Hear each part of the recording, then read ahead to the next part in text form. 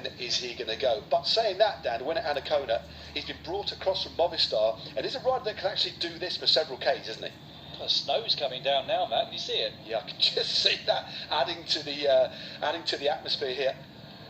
Wow. Yeah, it's already very cold out there. We saw that actually with Thompson in the breakaway in terms of the fact that he had that rain jacket on the way up the climb, so it must be pretty chilly out there. But yeah, Anacona's proven time and time again that he has got what it takes to set a high rhythm a long way up the climb like we're seeing right now. But nevertheless, I am still, like you think, expecting to see Quintana try something when the road is at its steepest. It has whittled the group down. Oh, there's Pello Bilbao. I was trying to see exactly where he was in the group. I haven't seen any jerseys from Bahrain Victorious. Two from DSM. One of them is definitely Romain Bardet. I'd assume that the other one must be Jai Hindley, but I haven't got a close look just yet. Yeah, I did spot the face of Jai Hindley. Just see a Gianluca Brambilla just moving up the outside there for Trek Segafredo. Pello Bilbao in that red jersey, as you said, Dan, just moving up on his outside. It's still winner Anacona, still got his gilet on as well, driving hard on the front. The big question is how long can he last? Danny Martinez just sat there in his slipstream, focused on the back wheel of his fellow countryman. And not too far behind him, you've got Pavel Sivakov, and there is the figure of Simon Yates in that white helmet. Jai Hindley just behind him.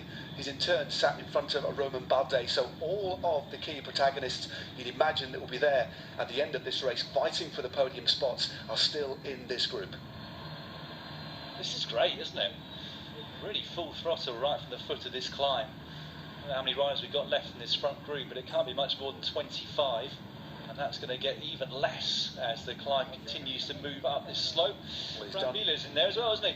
Yeah, I think his job is done. I think we're going to see, this is it, here we go. We knew it would be somewhere, we kind of guessed it would be at some point.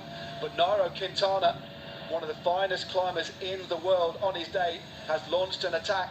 And he is sustaining it. He has drawn three of the riders from the Ineos Grenadiers there. Simon Yates also in mix. That's Jai Hindley rolling through. Romain Bardet, Alexander Vlasov is there. Ruben Guerrero from EF Pro Cycling.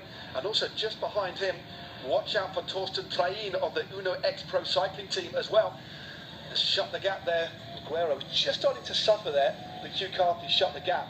Great injection of pace there by the Colombian.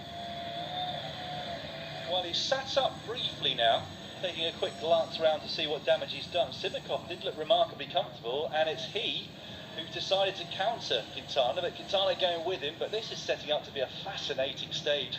Two riders in front. Carthy is the next rider to make a move. Pavel Sivakov, the rough